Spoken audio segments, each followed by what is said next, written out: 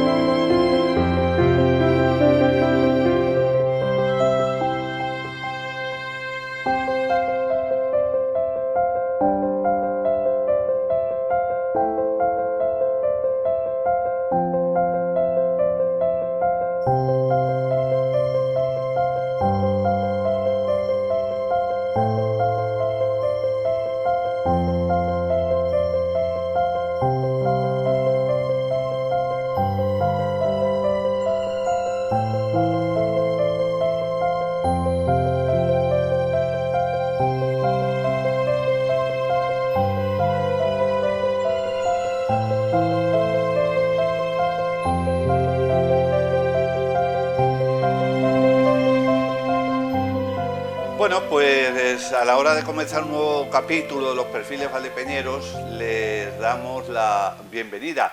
A lo largo de la semana ya hemos venido anunciando, como hacemos tradicionalmente, que el protagonista de este capítulo de perfiles valdepeñeros, ¿quién es?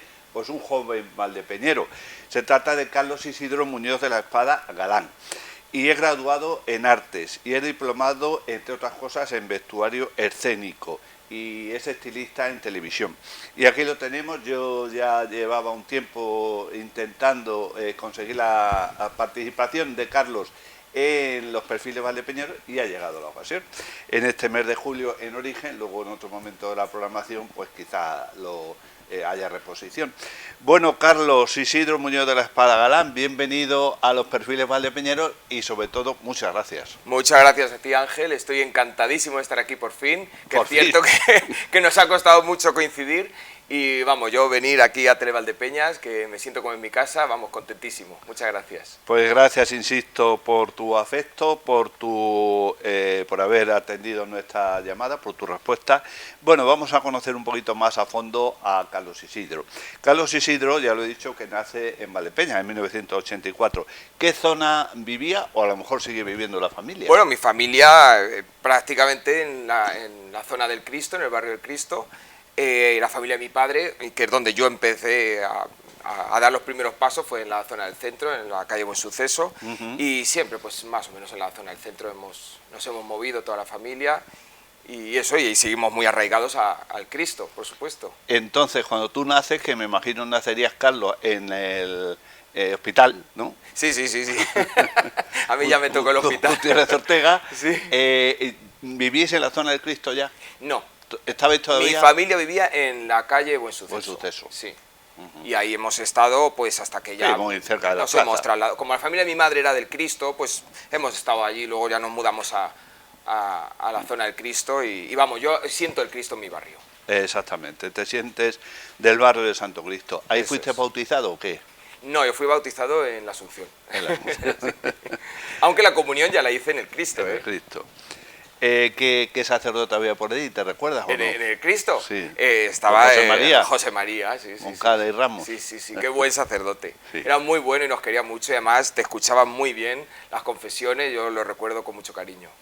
Sí. Bueno, los apellidos, Carlos Muñoz de la Espada y Galán. Galán, bueno, pues es un apellido tradicional de Valdepeñas. Bueno, pues si nos remontamos a Juana Galán, la Galana. Claro, ¿verdad? mi familia desciende de un primo de Juana la Galana. De hecho, no sabemos hoy quiénes son los descendientes de la Galana, ya hablaremos luego de eso un poquito. Pero sí, mi familia desciende directamente de un primo de ella y de ahí vienen los Galanes. Y Muñoz de la Espada, pues bueno, es un apellido también muy de Valdepeñas. De hecho, es un apellido que se forma en Valdepeñas en el siglo XVII. Y es pues eso, mi familia viene de escribientes, como se decía antiguamente, de gente que tomaba notas en bodegas. Escribanos. Sí. ¿Y esa familia en sus ancestros viene de fuera o no? No. No. Ahí está la situación. Yo estoy haciendo ahora genealogía. Desde hace unos años hago mucha genealogía y principalmente sobre mi apellido, pero bueno, ya coges algunos personajes históricos y les haces la genealogía, y una cosa muy curiosa que me ha sucedido es descubrir que soy valdepeñero por los 4 costados. Es decir, si me remonto al siglo XVII, prácticamente todas mis ramas descienden de Valdepeñas. O sea, yo tengo los no 8 apellidos valdepeñeros, 16. Sino 16 o más. O más. La genealogía, por cierto, es algo muy interesante que anima a todo el mundo a que lo haga. Si quiere tener una afición que no se acaba y que siempre descubres cosas nuevas, aunque parezca muy aburrido y que no tiene sentido, de verdad entretiene mucho y se aprende mucho de historia, de paleografía, es una... Sí, lo único, Carlos, que primero hay que tener tiempo. Ya, bueno, eso es lo que no tenemos nadie. La investigación es dura en algunas ocasiones porque no encuentras documentación. Pero es muy gratificante cuando se encuentra, y además te puedes tirar meses buscando a una persona y cuando por fin la encuentras dices, anda, si estabas aquí. Esto es fascinante. Ha merecido la pena. Sí. Bueno, ¿por dónde das tus primeros pasos en los colegios o en el colegio? Pues yo he ido a las Salesianas toda mi vida, al colegio de las Salesianas, desde los 3 años hasta los 15 he estado allí, y además con los mismos compañeros, siempre que éramos 41 en clase, a los que recuerdo muchísimo. ¿A muchos de ellos? Sí, recuerdo, vamos, yo los recuerdo a todos. No tengo casi trato con nadie, un trato así muy puntual cuando coincides con alguien, pero cuando los ves es con un cariño muy grande. La gente también yo creo que me recuerda con mucho cariño, y desde aquí quiero mandar un saludo a todos mis compañeros. Y también tengo un recuerdo muy grande de las monjas. ¿Quién había por allí? ¿Las religiosas que había? Pues es que había tantas y tan buenas. Yo recuerdo con mucho cariño a Sor Carmen Novella. Sor Carmen Novella fue muy buena profesora. Nos enseñaba mucho, sobre todo a ver lo que nadie veía de las cosas, ¿no? Y entonces te despertaba mucho la intuición, la inspiración. Me parecía fascinante. De hecho, había veces que esta monja te contaba algún cuento, alguna historia, por ejemplo, lo de aquel mito de cómo se construyó el acueducto de Segovia con el diablo, y claro, y te lo contaba de tal manera que no dormíamos esa noche los niños, y lo recuerdo pues con mucho cariño. Recuerdo a Sor Pilar también, muy buena profesora, a Pablo, a todos los profesores que eran buenísimos, y que yo estoy contentísimo de haber ido a este colegio, sí.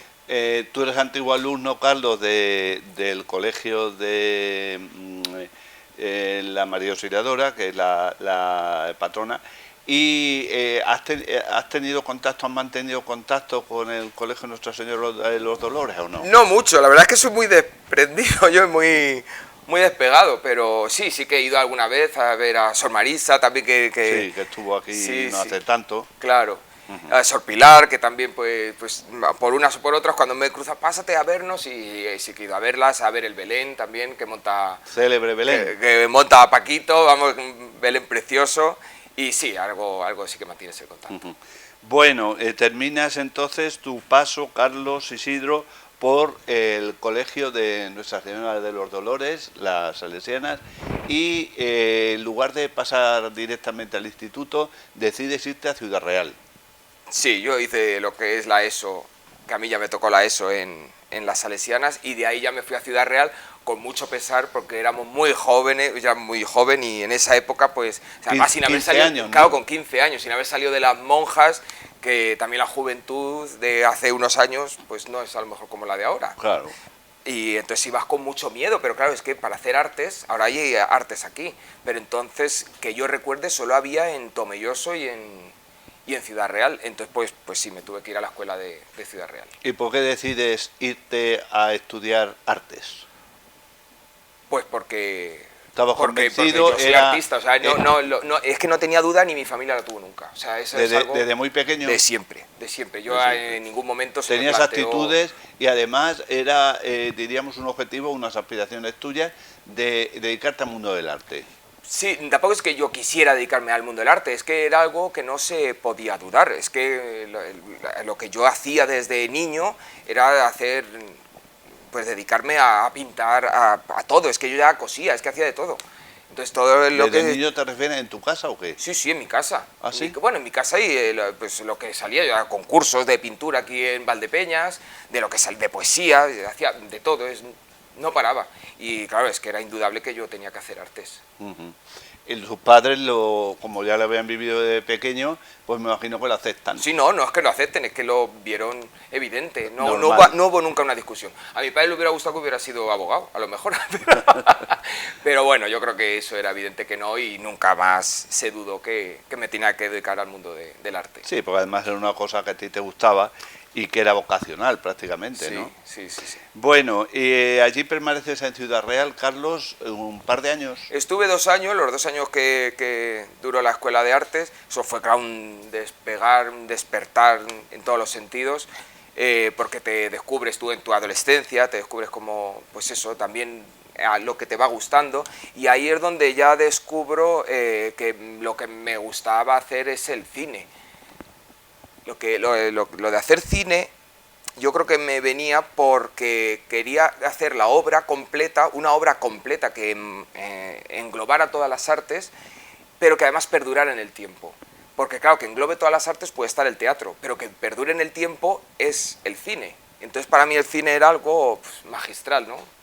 El poder dedicarme a eso. Y ya es cuando decido, pues, trasladarme a Madrid a hacer cine.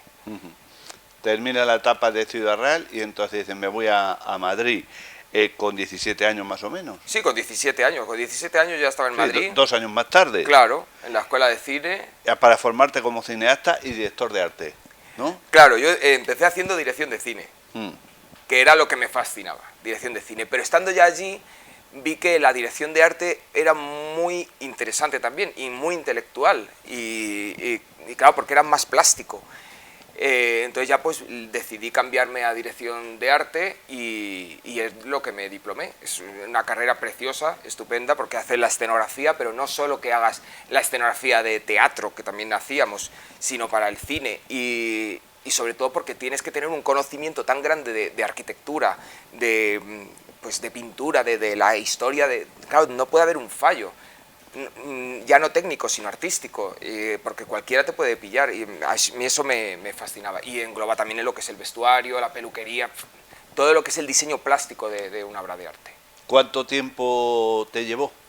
Pues ahí estuve, pues ahí yo creo que fueron 2 años, me diplomé, y luego ya me pasé a hacer vestuario escénico en el Centro de Tecnología del Espectáculo, y que también muy complejo entrar porque te tenían que hacer prácticamente un casting, una prueba de acceso, si no, no te permitían estudiar allí. Cogían cada año solo a 10 personas para estudiar y claro, cuando lo conseguí pues era fascinante porque era lo que quería estudiar todo el mundo. Vestuario escénico. Vestuario escénico, en realidad es como alta costura de época, y eso pues es precioso también, o sea, porque ver cómo se cosían las prendas antiguamente, ir al Museo del Traje, ver cómo estaban cosidas y luego tú recrearlo con los mismos tejidos, con los mismos cortes, aprender el corte de cualquier época, eso es precioso, precioso, muy bonito. También te interesas por el vestuario, que no sé si sea lo mismo, histórico. Claro, al ser escénico te lo tienen que enseñar cuál es el vestuario histórico de cualquier época. Tú tienes que estar preparado para que si es una obra de teatro de la Edad Media, saber cómo eran los cortes de la Edad Media. No era lo mismo el corte del siglo XIII que el del siglo XIV, o el siglo XIX, cómo cambian, pues, en esta época no había botones, en esta sí. Y luego también lo que es el diseño de personajes. El diseño de personajes es muy interesante porque tienes que captar la psicología del personaje, lo que nos quiere contar el autor, y tú demostrárselo con el vestuario o con la peluquería o con todo lo que es el diseño del personaje al espectador. El espectador tiene que captarlo. Entonces eso me parece muy maravilloso. No es solo vestir de época a la gente o a los actores, hay que vestirlos del personaje, hacer el personaje. Es decir, que el hábito en este caso sí hace al monje. Por supuesto. Bueno, y terminas esa aventura tan interesante de formación, ¿y cuál es tu siguiente paso? Pues después, claro, pues buscar trabajo, como todo el mundo. Ya me imagino. Pues mira, lo primero que hice... Sigues en Madrid, tú terminas y... Yo estaba en Madrid, pero lo primero que hice es, a ver, no me sale trabajo, ¿qué hago? Tengo que aprender inglés. Y me voy a Londres. Porque diríamos que era una forma también de abrirte camino, el inglés. Sí, claro, nunca se sabía. Esto es la época previa a la crisis de que hubo en 2008. Entonces dije, yo tengo que aprender inglés para tener También eso es lo que me pasó cuando estudié vestuario, quise aprender a coser porque dije, si algún día pasara algo o viniera una crisis gorda, que todavía no estábamos en crisis, digo, yo tengo que saber hacer algo con las manos. Entonces, si aprendo a coser, digo, si viene algo muy gordo, yo al final acabo a las malas cosiendo para la calle o sé hacer algo con las manos. No es lo mismo que ser un diseñador de arte, Entonces, eso pues me podía haber salvado en un momento de crisis. Decido aprender inglés y me voy a Londres. Y allí pues se me dio realmente fatal. O sea, porque donde quería yo encontrar trabajo, me echaban al día siguiente, no les gustaba como yo cosía o lo que fuera, fatal, fatal. Y sobre ¿Pero todo porque... seguías aprendiendo inglés? Sí, a lo tonto por sobrevivir, estaba yo solo. Por lo menos Claro. algo sacabas. Pues lo que tuve que hacer al final para poderme volver a España, porque me quedé sin dinero, me dice una amiga, tú llévate una bata de cola y una peineta, dice que algo sacarás de ahí. Y efectivamente, gracias a eso me quisieron contratar en los tablaos de allí, en el Soho, en lo que son los grandes... Pero eso para actuar tú. Para actuar yo, actuando yo, con la bata de cola Pero y con la cantabas, peineta. Pues ese es el problema, que yo pensaba hacer playback allí, digo, a las malas hago playback aquí para sobrevivir, para poderme volver a España. Sí. Y claro, me querían contratar, pero yo tenía que cantar en inglés. A ver cómo canto yo en inglés vestido como la Lola Flores. Claro, por ejemplo. O como la Isabel Pantoja. O la Rocío Jurado. O la Rocío Jurado. Digo, pues nada, me aprendí alguna de, yo qué sé, de Cher, que canta un poco en español, otra de Madonna, La Isla Bonita. Bueno, pues me las aprendí allí, en Londres, sin tener ni para comer, que no te funcionaba el móvil en aquella época, o sea, todo terrorífico. Sí, pero eso te agudizó el ingenio. Total, y al final no acabé trabajando en los cabarets aquellos porque me daba vergüenza en realidad. Digo, yo en realidad, ¿qué hago yo en un escenario? Pero sí que yo acabé... no venía a esto. Exactamente, digo, ¿qué hago yo aquí? No, y que les encantaba, ¿eh? Cuando vieron la bata de cola, sí, y allí claro, les eso encantaba. llama mucho la atención. Y acabé actuando en el London Eye con la bata de cola allí, la gente flipando, cantando yo con mi voz, ya por la Lola Flores, a mí me daba igual, el María de la O, pero la gente alucinando, todo el mundo haciéndome corros, haciéndome fotos, vamos, yo el mejor artista que había allí en el London Eye, hasta que pasaba un español. Cuando pasaban los españoles se descojonaban de risa, claro, me veían a mí con la voz grave, así que era muy menudillo, ¿sabes? Con la bata de cola, bueno, eso. Pero gracias a eso me pude conseguir dinero para volverme a España. Aprendí inglés, algo de inglés. ¿Y entonces cuánto duró, Carlos, tu estancia allí en Inglaterra? Nada. Sí, yo fui una aventura menos, un mes como mucho. Si con eso ya me dio, vamos. Vamos, lo que tardaste es en reunir el dinero para volverme. Para el billete de vuelta. Sí, pero bueno, una experiencia. Pero la experiencia fue brutal, como dicen total. ahora, ¿no? Y ya al volverme a España, ya lo que fui es a dedicarme me llamaron para el Ballet Madrid, para llevarles el vestuario del Ballet Madrid, y eso fue una experiencia también espectacular. Estuve un año con ellos, de gira por España, por Portugal, conocí Italia también con ellos.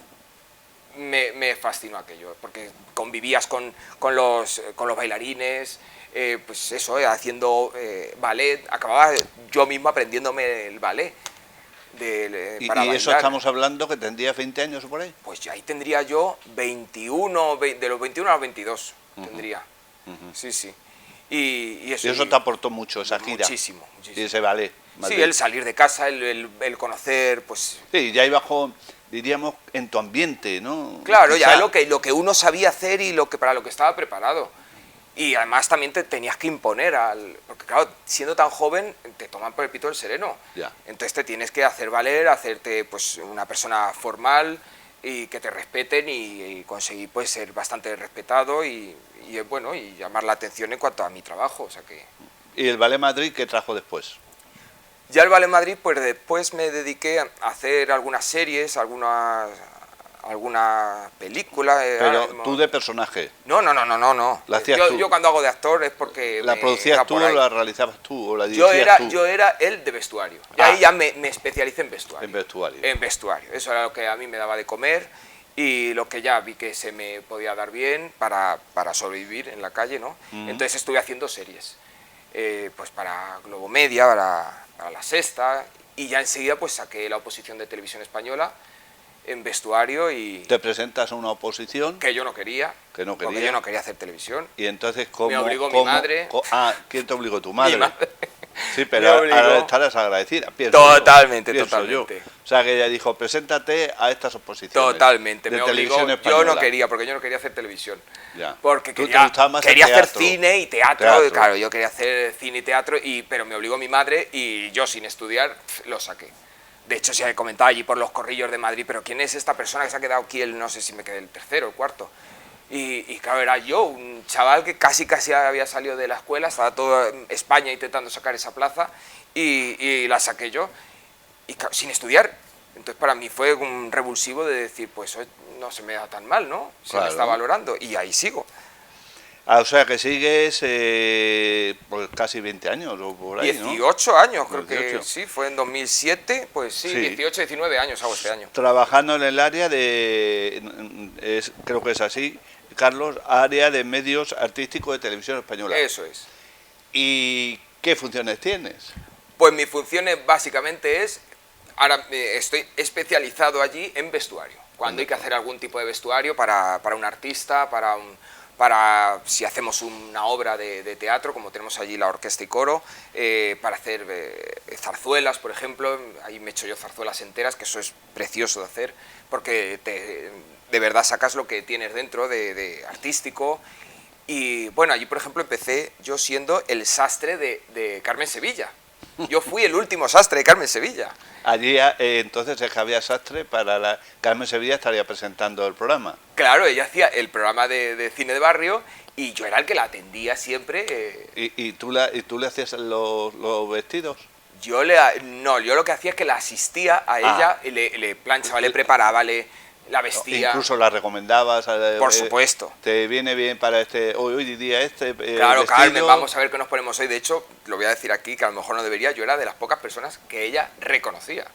Porque ya estábamos en una época en la que Carmen no estaba muy bien y desgraciadamente, pero a mí me reconocía y vamos, me quería muchísimo y hasta el último momento. De hecho, si se busca en YouTube mismamente la despedida de ella, la última vez que ella salió en televisión, estoy yo detrás de ella, salgo yo detrás de ella, porque es que estuve hasta el último programa.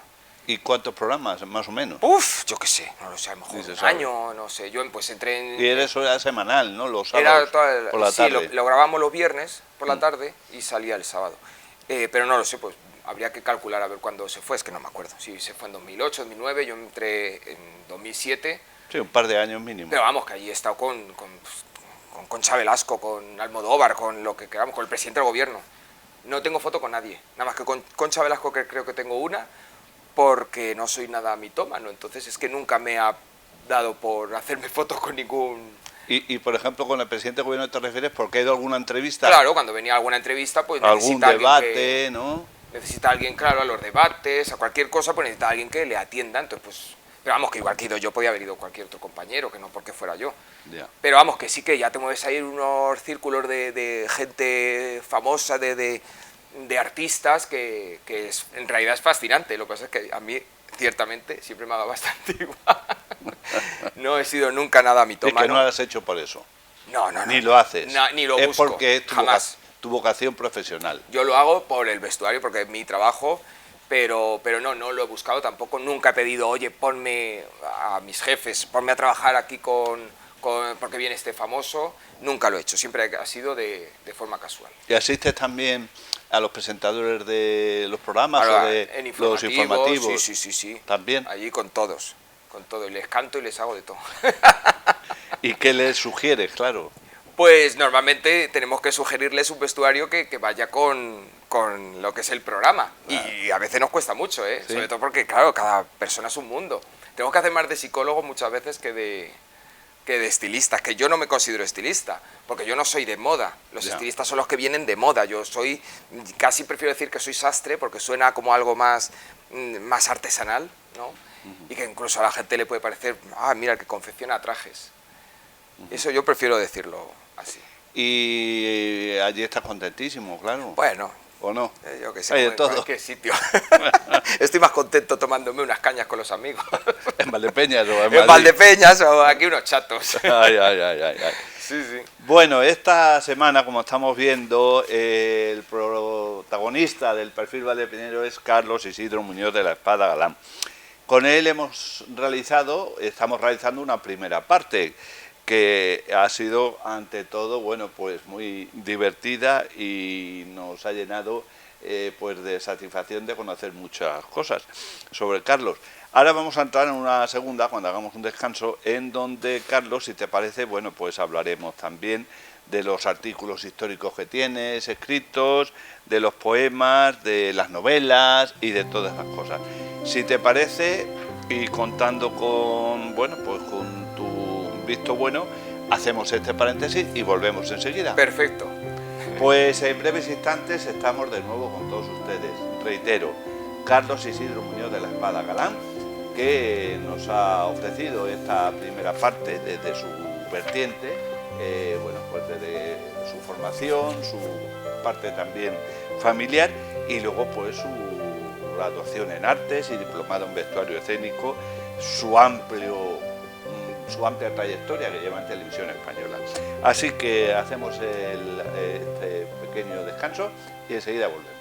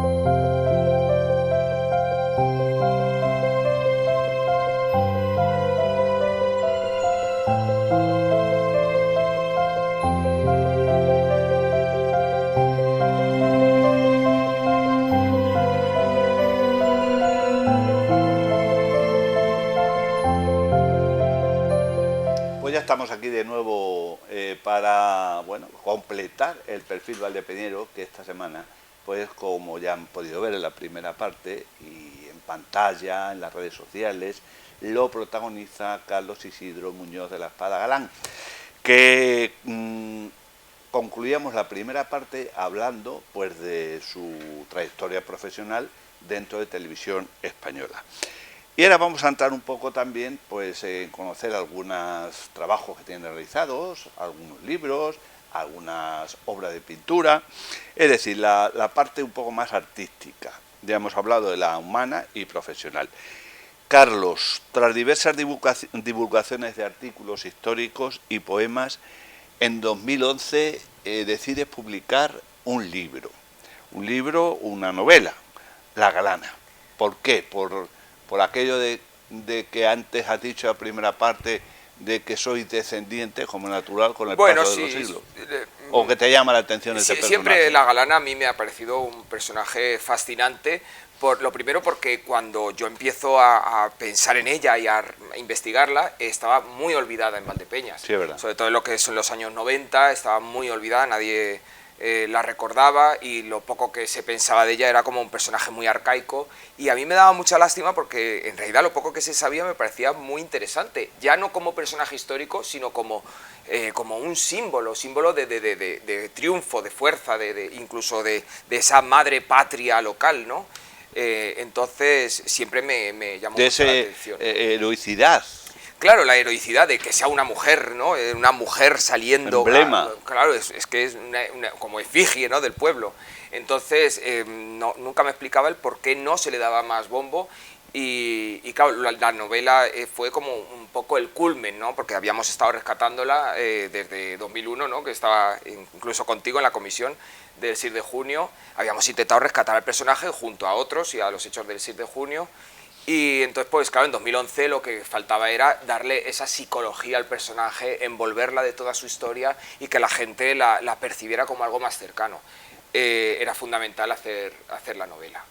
Y una novela que me imagino, Carlos, te costaría bastante trabajo investigar y demás. Pues sobre todo la investigación, claro, ya no solo de la vida de ella, que pues claro, tienes que ir a ver un montón de archivos y buscar hasta lo más mínimo que puedas encontrar, hasta cómo se vestía ella porque donó este traje, o sea, de todo se puede investigar, pero también el cómo se desarrolla lo que es el 6 de junio. Es muy difícil hacer minuto a minuto en dónde estaba cada persona del pueblo, que es lo que yo intento hacer con la novela, que la gente se identifique con todos los ciudadanos que había entonces en Valdepeñas, con sus nombres y apellidos, y que sepamos en qué situación estaba cada uno según los pocos testimonios que tenemos, o sabiendo dónde vivían, dónde murió tal personaje. O sea, es que en realidad se podía reconstruir entera la historia y bueno, pues sí, pues en realidad sí, mucho trabajo de muchos años. O sea, este fue el final.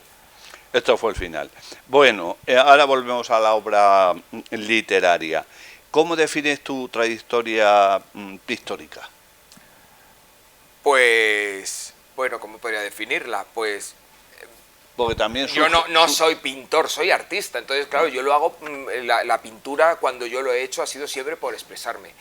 ¿Y surgió de joven también? Sí, desde niño yo empecé a pintar. Yo también tengo tíos pintores, mi familia siempre se ha dedicado un poco también al arte, entonces pues eso lo he mamado desde niño, y siempre pues he buscado cómo pintar al óleo, dibujar.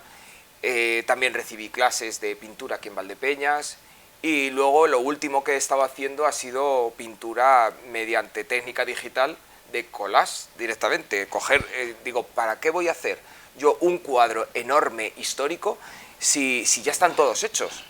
O prácticamente todo está pintado. Entonces quería yo recrear una escena que nunca había sido narrada, por ejemplo, el incendio de Uclés, que me parece, lo que es el saqueo de Uclés, que me parece increíble. ¿De monasterio te refieres? Bueno, de la ciudad de Uclés. Ah, de la ciudad. En 1809 los franceses arrasan la ciudad, quemaron a las mujeres vivas después de violar. O sea, es que es terrorífico, terrorífico. Colgaron a todos los frailes. Es terrorífico lo que se hizo con Uclés. Prácticamente desapareció la población y no había sido prácticamente pintado nunca. No había un cuadro histórico en el Prado que reflejara esa historia. Entonces digo, yo lo quiero reflejar, pero ¿para qué voy a pintarlo desde cero si ya está todas las figuras pintadas históricamente? Quiero rescatar esas figuras y hacer un collage hasta conseguir una obra completa que tú la ves y no notas que es un collage, pues, pero está hecho con figuras de otras obras de arte. Obras. Extraídas, ¿no? Extraídas, sí, tal cual, copiadas y pegadas de tal modo y modificadas las sombras para que parezca que es una obra desde el principio. Y eso pues me pareció una técnica maravillosa también por el significado que tiene, de que lo artístico ya está todo hecho, y si queremos hacerlo no nos queda otra más que copiar lo que ya está hecho, y luego también el contar nuestra historia, que no está contada, ¿no?, en las artes. Claro. He leído, Carlos Isidro, que tu compromiso con el arte del siglo XXI es, de alguna manera, rescatar hechos y personajes, como acabas de decir, claro, que la disciplina nunca reflejó o ya habían caído en el olvido. Hechos y personajes históricos que ahora, de tu mano, estamos teniendo la oportunidad de que llegue a nosotros. Yo, sobre todo, soy muy chauvinista y sí que tiro siempre para La Mancha, para Valdepeñas y todo lo que yo pueda hacer por mi tierra, sobre todo porque lo siento obsesión así. ¿Por tu tierra? Sí. ¿Para qué lo voy a negar? Sí. Y por mi tierra, incluida España. O sea, me parece que en España tenemos... en España somos un mundo entero, no necesitamos más.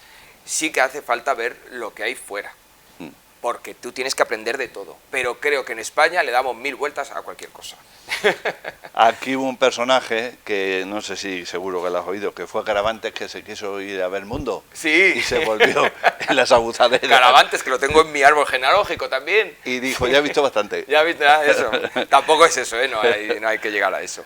Bueno, el Centro Cultural La Confianza, Carlos, acogió en su día la presentación de la novela, volvemos al género literario, La perdición de Lisboa, una novela que centraste en ese terremoto de 1755, que tuvo también su repercusión en la zona nuestra, incluso ahí en Viso de Marqués. Vamos, el terremoto de Lisboa fue también, a mí me fascina las historias grandilocuentes, ¿no? Y teníamos también el terremoto de Lisboa, que es algo muy nuestro, que afectó a toda la península ibérica de forma catastrófica, y que tampoco había nada, no había una novela, hay algunos óleos de la época, pero no hay casi nada para lo que podía haber sido. Si esto llegaba a pasar en Florida, estarían los americanos contándonos 1000 películas sobre esto.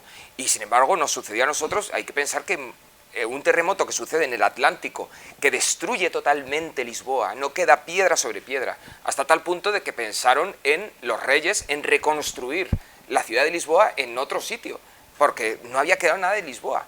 Pero es que esto también afectó a que murió muchísima gente en Andalucía, bueno, en Andalucía, en Madrid murió gente, en La Mancha murió gente, y claro, digo, es que esto, vamos, es que era terrorífico, y además para esa época lo que podían haber pensado esos habitantes, de cómo se pensaba en la época, dije, yo tengo que hacer una novela sobre esto y hacerla pues de un estilo romántico, ¿no? El que capture toda la fuerza de la naturaleza y la destrucción de las ciudades, pues eso, me fascinaba. Que también te llevaría, Carlos, un trabajo ímprobo. Puf, también. Sí, aquello fue de, incluso, pues eso, ponerme en contacto con la Universidad de Lisboa, con mucha gente para que te consiguieran algunos datos, sobre todo de personajes españoles que estaban viviendo allí, porque el muerto más importante que hubo en Lisboa en el terremoto fue el embajador de España, casualmente. Sí, estaba allí destinado. Catalán, para más señas. Y entonces, claro, te da eso mucho juego. El muerto más importante era allí el embajador de España. Y entonces, claro, el saber dónde vivía este embajador, el cómo vivía, pues esa información, incluso arqueológica, la tenía la Universidad de Lisboa. Entonces, pues tenés que ponerte en contacto con ellos, buscar muchísima bibliografía, sobre todo técnica, que había sobre el terremoto. Y sí, te lleva pues muchos años de investigación. Claro que sí. Pero esa es mi afición, ¿eh? Mi afición en realidad es investigar. Sobre algún caso que me obsesione, pues investigar sobre ello, y luego, por supuesto, mi parte artística lo que hace es que lo tengo que expresar de alguna manera. Eres como una UCO en las Bellas Artes. También. Bueno, actualmente compaginas tu labor literaria con como acabas de decir, la investigación histórica, Sí. la pintura, el diseño, aparte ya de tu profesión, enfocado a diferentes áreas de la cultura, es decir, que tocas muchos palillos. Mira, lo último que hemos estado haciendo es que he envuelto a todos mis amigos, digo, yo necesito expresarme. Y mis amigos, yo me lo paso muy bien con ellos. Y digo, yo os voy a envolver en una historia, y hemos hecho la asociación El Moño y El Madroño, porque como está hecha en Madrid tenía que tener así una referencia. El moño por Valdepeñas. El moño es porque nos ponemos un moño si hace falta. Hacemos lo que son performance de recreación histórica. Es verdad que hay muchos grupos de recreación histórica en toda España, pero nosotros lo empezamos a tomar como algo un poco caricaturesco, pero haciéndolo mejor que nadie. Entonces vamos mejor que nadie en Madrid, y además la gente se divierte con nosotros. Y hemos hecho pues performance pues, por la calle, hemos hecho cortometrajes que los tenemos en YouTube por si la gente los quiere ver. Y bueno, el primer año ya nos dieron el primer premio en el Círculo de Bellas Artes, ¿no? en pleno carnaval, porque íbamos todos vestidos de las cortes reales europeas. Claro, yo iba haciendo de Eugenia de Montijo. Dije, mira, el que mejor va a hacer a Eugenia Montijo soy yo, así que me he visto yo como Eugenia Montijo. Y efectivamente, nos dieron el premio al mejor grupo, y el primer premio me lo dieron a mí como el mejor traje de todo el Círculo de Bellas Artes de Madrid. Y claro, eso ya te anima para seguir todos los años. Hemos hecho ya el siglo XIX, el siglo XVIII, la corte de Versalles, el siglo XVII, las Meninas, el siglo XVI, la corte de Felipe II, hemos hecho los Reyes Católicos, haciendo yo de Isabel la Católica, eso también la gente ha alucinado. Y claro, luego lo que pasa es que acaban tus trajes expuestos en los museos, te piden, pues a lo mejor el Museo de Córdoba te pide el museo el traje de Isabel la Católica para exponerlo, el traje que hice para Fernando el Católico, también te lo piden para hacer una película, un documental, me lo han pedido el otro día.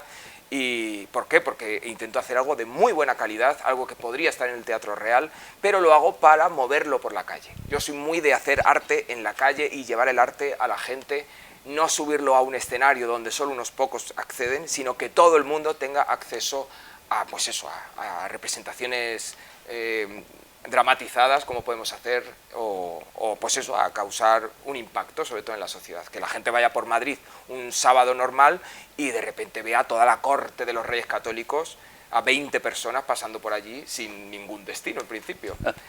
Eso me encanta también hacerlo, y es lo que estamos haciendo ahora. Y decías, Carlos, que de alguna manera los trajes los haces tú, todos. Sí. No todos, no todos. Parte. Yo lo que hago es dirigir cojo a la gente que sepa coser y les dirijo para que se hagan sus trajes. Y luego yo hago a algunos, los que a mí me interesa. Porque yo soy artista no de que me pague para hacer nada. Yo lo hago las cosas que a mí me apetece. A mí me gusta expresarme. Y como me gusta expresarme, quiero expresarme con lo que yo quiero. A mí me han pedido, de hecho, a raíz de todo esto, me han hecho encargos desde París, de Qatar, para que haga trajes históricos. Sobre todo lo de los Reyes Católicos llamó mucho la atención, o trajes del siglo XVIII, y los estoy rechazando. Porque no me interesa, no me apetece. No me apetece, al final el arte lo hace uno para expresarse realmente, porque lo tengo esa necesidad. No busco ni a darme más a conocer, porque a mí me da igual, el artista para mí no tiene importancia sin la obra, ni tampoco para ganar dinero, que gracias a Dios no me hace falta, a todo el mundo nos hace falta un poco más, pero sí, a costa de trabajar más, pues no. Bueno, tuvimos ocasión durante los diversos actos que se organizaron con motivo de la efeméride de este año, del 6 de junio de 1808, de escucharte en una conferencia en el Museo Municipal, Museo de Arte Contemporáneo de Valdepeñas. El hecho de el 6 de junio, antes nos hablabas de Juana Galán, la Galana, ¿el 6 de junio es que siempre te ha cautivado? A mí me maravilla el 6 de junio porque, lo primero, porque es de mi pueblo, es algo nuestro, es posiblemente una de las escenas más simbólicas que se haya podido vivir en Castilla-La Mancha en cuanto a la Guerra de la Independencia. La Guerra de la Independencia de por sí ya es algo muy folclórico, muy romántico, ¿no? El pueblo luchando para defenderse.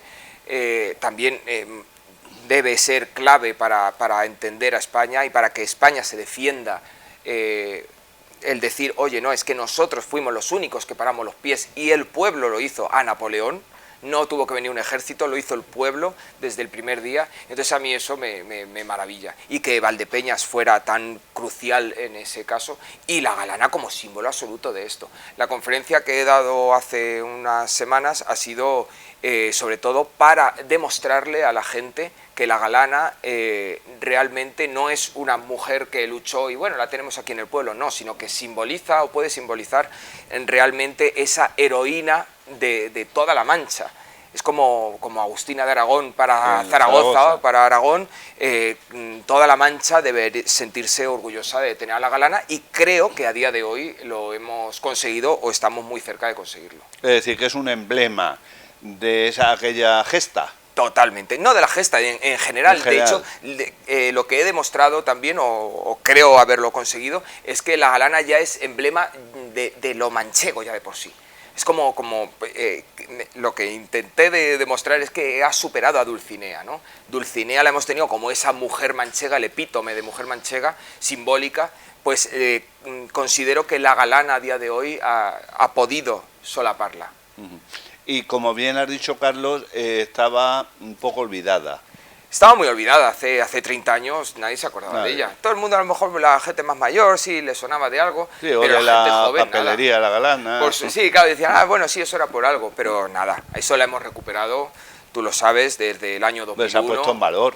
Claro, claro, pero bueno, también como explicaba en la conferencia, todo fue porque veníamos de una época de pacifismo, de europeísmo. Entonces, claro, el pacifismo, ¿cómo íbamos en el pueblo a tener a una mujer dando palos? Yeah. Si se estaba viviendo en los años 90 y los años 80 el europeísmo, ¿cómo íbamos a tener a una mujer de Valdepeñas dándole palos a un francés? Eso no lo podíamos tener. Entonces, claro, es como que casi nos avergonzaba. O sí, lo veíamos como algo muy arcaico, sí, como una doña Rogelia de Valdepeñas, ¿no? Y no, hemos demostrado que no es eso, es un símbolo excepcional. Así es. ¿Frecuentas menos de lo que tú quisieras tu ciudad natal?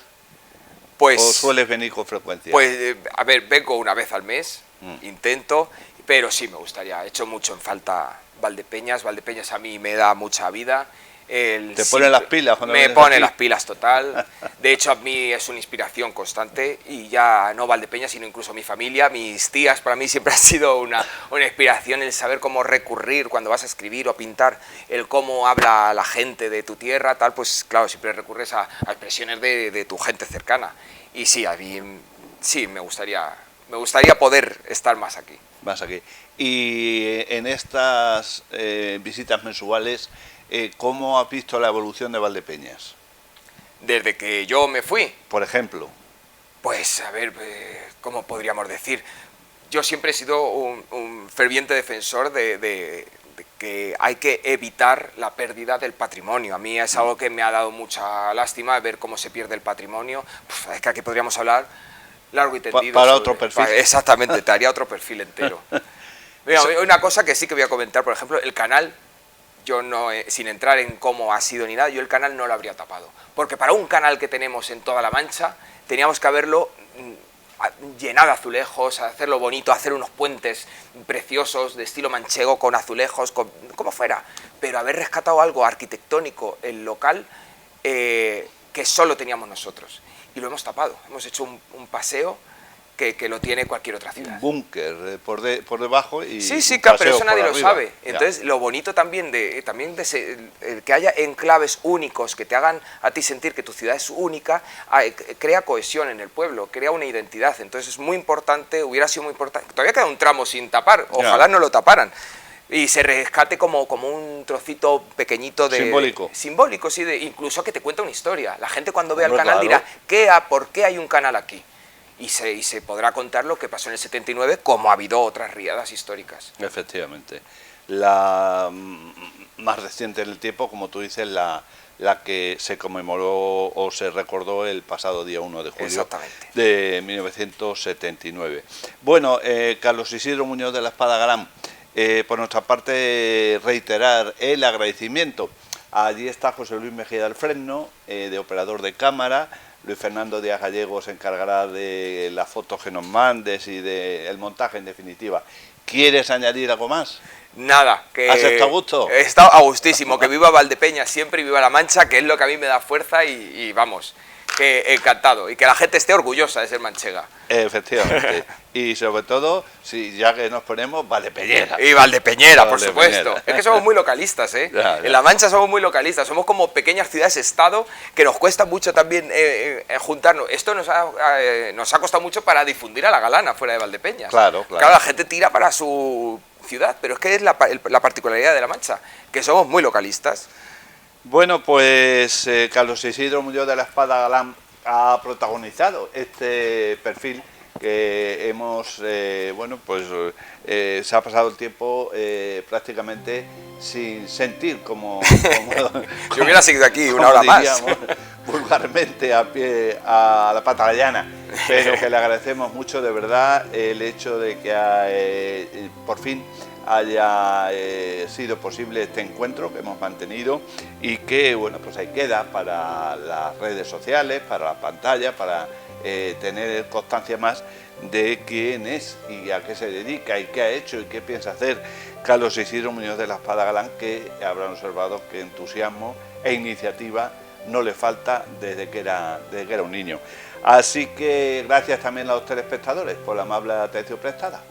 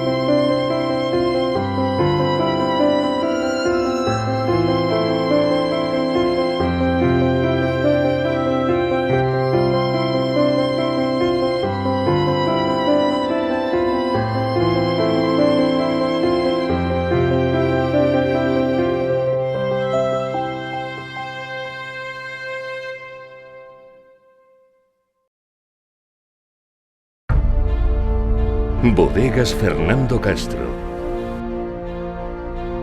Bodegas familiares desde 1850.